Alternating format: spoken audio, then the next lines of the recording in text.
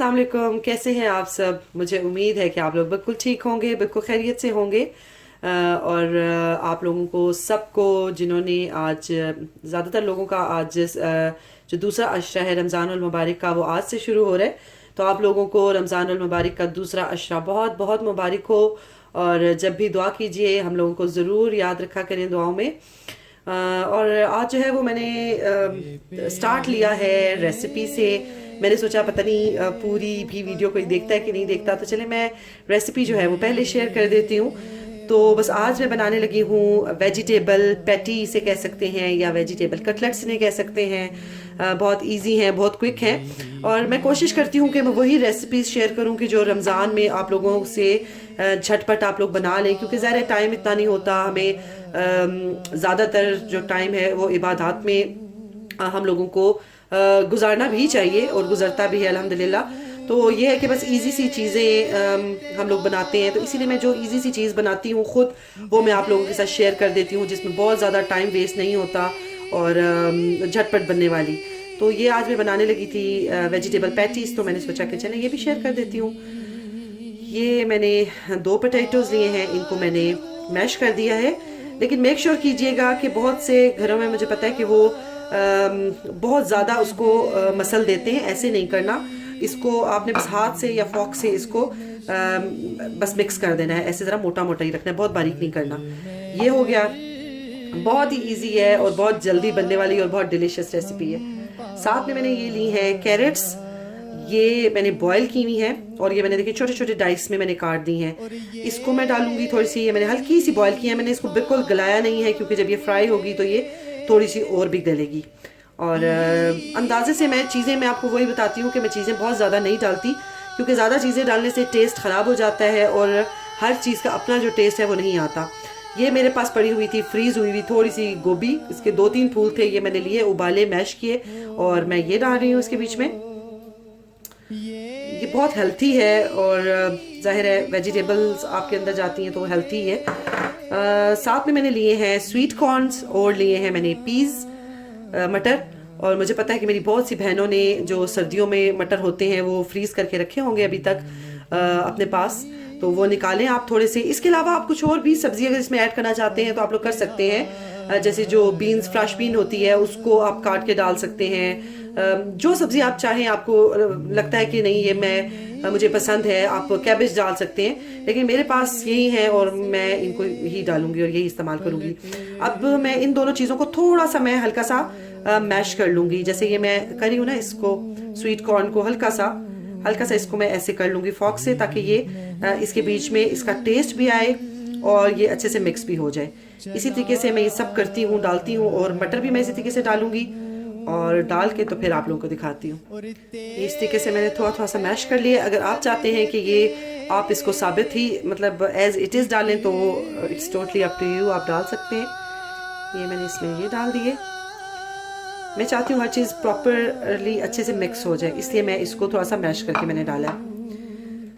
ये मैंने इसमें डाल दिया। उसके बाद मैं इसमें डालूंगी ये चीज़, चेडर चीज़ है मेरे पास, मैं इसमें ये डालूंगी, अंदाजे से ही डाल रही हूँ। आप कहें कि 3-4 टेबल स्पून आप कह सकते हैं इसको। ये मैंने डाल दी है। साथ में मैं इसमें डालूंगी, ये बहुत चीज़ी से बनते हैं, बहुत मज़े के बनते हैं। साथ में मैंने इसमें लिया है ये 1/2 टीस्पून मैंने लिया है वाइट पेपर, 1 टीस्पून मैंने ली है ब्लैक पेपर। इसके अलावा मैंने ये लिया है मिक्स हर्ब है, ये भी मैंने 1 टीस्पून लिया है। इसमें ऑरिगेनो है, पार्सले है, ये मिक्स हर्ब्स हैं, ये मैंने एक लिया है। अगर आपके पास मिक्स हर्ब्स नहीं है तो आप पार्सले यूज़ कर सकते हैं या ऑरिगेनो अलग से यूज़ कर सकते हैं। और ये मैंने लिया है 1 टीस्पून सॉल्ट का लिया है, आप अपने टेस्ट के हिसाब से डाल लें। बस इसमें कुछ ज़्यादा मैं ऐड नहीं करूँगी, बस इन्हीं चीज़ों को, ये चंद चीज़ों से इसमें फ्लेवर आ जाएगा। और अब मैं इन सब चीज़ों को करती हूँ अच्छे से मिक्स। ये देखें जी, हो गया है इसका बैटर रेडी। और आप देखें कि इसमें मैंने जो वेजिटेबल्स है उनको एक ख़ास क्वांटिटी में डाला है, मैंने बहुत ज़्यादा नहीं डाली, ताकि हर वेजिटेबल का अपना अलग अलग से टेस्ट और फ्लेवर आए। तो यह है कि ज़्यादा चीज़ डालने से चीज़ का हम सोचते हैं शायद चीज़ अच्छी बनती है, ऐसी बात नहीं है। ज़्यादा चीज़ डालने से वो चीज़ ख़राब हो जाती है और हर चीज़ का आप टेस्ट एंजॉय नहीं कर सकते।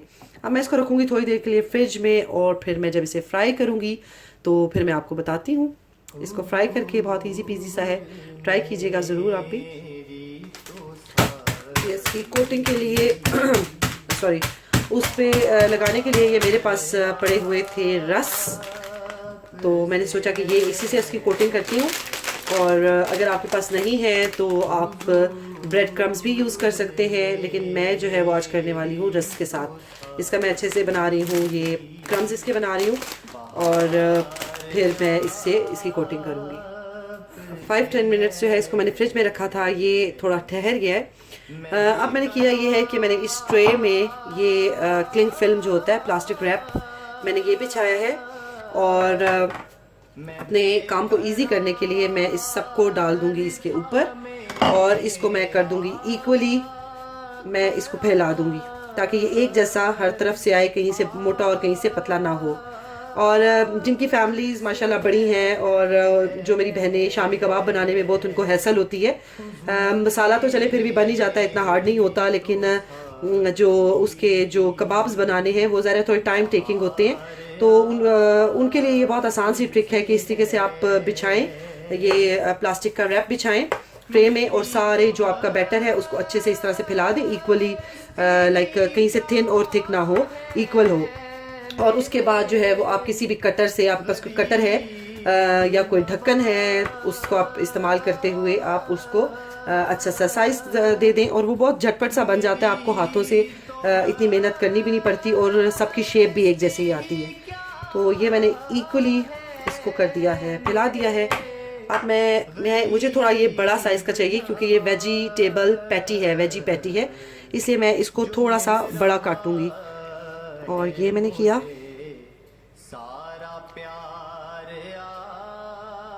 देखिए,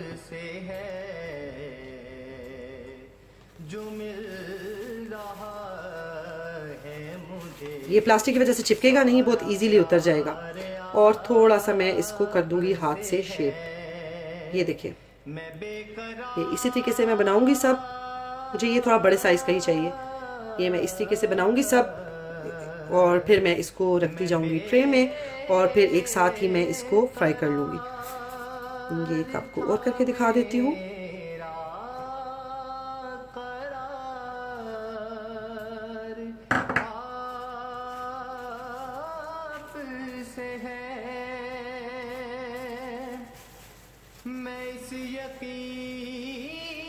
देखिए प्लास्टिक रैप की वजह से ये कितनी जल्दी ये उतर गया है। अगर आपको इससे मोटा रखना है तो आप मोटा भी रख सकते हैं, जैसे कटलेट्स होते हैं। ये देखिए, और ये इक्वल आपकी सब सेम साइज में आ जाएंगी, एक जैसी शेप उसकी बन जाएगी। अब मैं सेम इसी तरीके से इसको दोबारा से करूँगी, और दोबारा से इसको मैं फैला लूँगी। और इसको आप आराम से फ्रीज़ भी कर सकते हैं, क्रम्स लगा के भी इसको आप फ्रीज़ कर सकते हैं, क्योंकि इसके बीच में मैंने अनियन नहीं डाला, प्याज मैंने इसमें शामिल नहीं किया, इस वजह से ये बहुत इजीली हो जाएंगे फ्रीज़। और आपका फिर जब दिल चाहेगा तो आप इसको निकाल के आप लोग इसको यूज़ कर सकते हैं। और जो ये है कटलेट्स हैं उसमें हम लोग अनियन डालते हैं, प्याज डालते हैं, तो इसलिए वो अक्सर लोग जो है वो फ्रीज़ नहीं करते, क्योंकि वो फिर पानी पानी सा लगता है आलू में। तो इसमें मैंने ये प्याज नहीं डाला, तो ये बहुत इजीली आप फ्रीज़ भी कर सकते हैं, लेकिन मेक श्योर कीजिएगा कि इसको क्रम्स लगाने के बाद फ्रीज़ कीजिएगा। यहाँ पे मैंने कर लिया है, मैदा घोल लिया है पानी के साथ, और अब मैं इस पानी में इसमें मैदे में डिप करूँगी, और उसके बाद मैं क्रम्स लगाऊंगी, और मैं उसको फिर मैं शैलो फ्राई करूँगी, मैं डीप फ्राई नहीं करूँगी।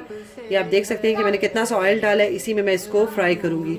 और अगर आपने इसको फ्रीज़ करना है तो आप ये ना लगाएं, सिर्फ इसको क्रम्स लगा के और फिर इसको फ्रीज़ कर दें। और फ्रीज़ करने के बाद जब आप इसे निकालेंगे और आप इसे फ्राई करना चाहेंगे तो पहले इस लिक्विड में डुबाएं, और फिर उसके बाद आप उसको क्रम्स लगाएं, तो वो फिर अच्छे से आपके हो जाएंगे।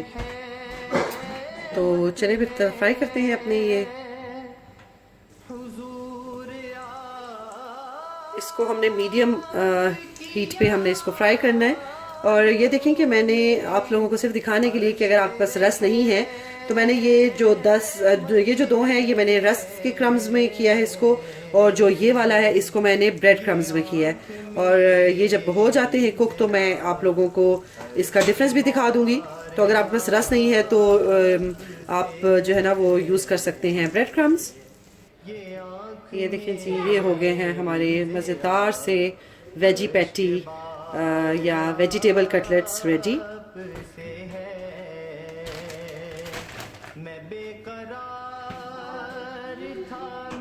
और फाइनल लुक दिखाने के बाद बस मैं आप लोगों से लेती हूँ इजाज़त। और आज व्लॉग नहीं मैंने बनाया क्योंकि रोज़ वही अफ्तारी की रूटीन और सहरी की रूटीन दिखाना और आप लोग भी तंग आ जाएंगे, इसलिए मैंने सोचा कि चलें आज आप लोगों के साथ मैं रेसिपी शेयर कर दूँ और आप भी इसको बनाएं, इसको एंजॉय करें। और तब तक के लिए मुझे इजाज़त दें, मिलती हूँ आपसे एक नए व्लॉग में इंशाल्लाह ताला। अपना बहुत ज़्यादा ख्याल रखिएगा, दुआ में मुझे भी याद रखिएगा। अल्लाह हाफिज़।